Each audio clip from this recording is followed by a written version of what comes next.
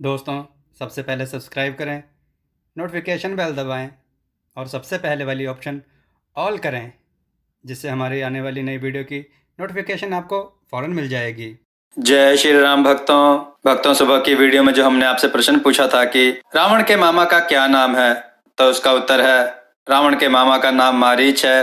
चलिए आज की कथा श्रवण करते हैं। आज की कथा है एक साधु और बालक द्वारा भगवान भोलेनाथ को बांधना।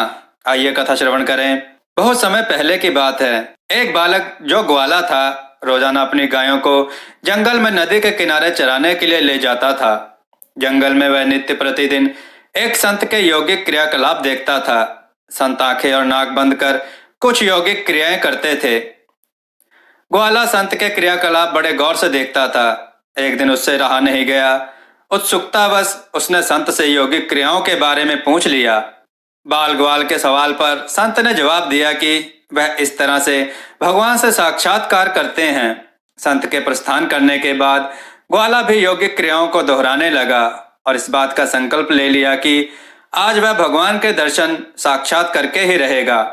ग्वाले ने अपनी दोनों आंखें बंद कर ली और नाक को जोर से दबा लिया।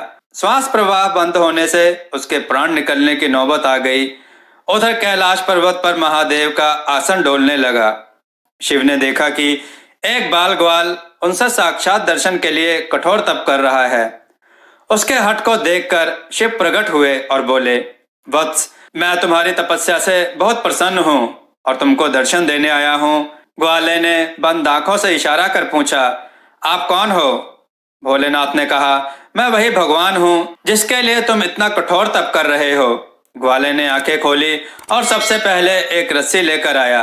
चूंकि उसने कभी भगवान को देखा नहीं था, इसलिए उसके सामने पहचान का संकट खड़ा हो गया। उसने भगवान को पेड़ के साथ रस्सी से बांध दिया और साधु को बुलाने के लिए भाग कर गया। संत तुरंत उसकी बातों पर यकीन करते हुए दौड़े हुए आए, लेकिन संत को कहीं पर भी भगवान नजर नहीं आए। संत ने बाल ग्वाल से कहा, मुझे तो कहीं दिखाई नहीं दे रहे।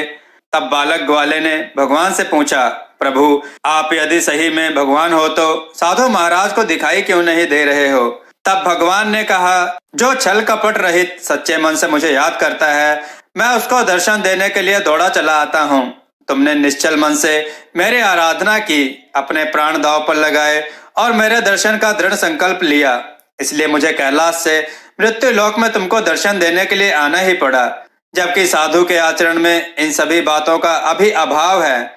वे रोजाना के क्रियाकलाप करते हैं, लेकिन उनके मन में अभी भटकाव है। इसलिए मैं तुमको दिखाई दे रहा हूँ, लेकिन संत को नहीं।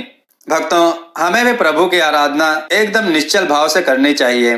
दोस्तों, आपको यह कथा कैसी लगी? अपने विचारों सुझाव कमेंट में जरूर दें।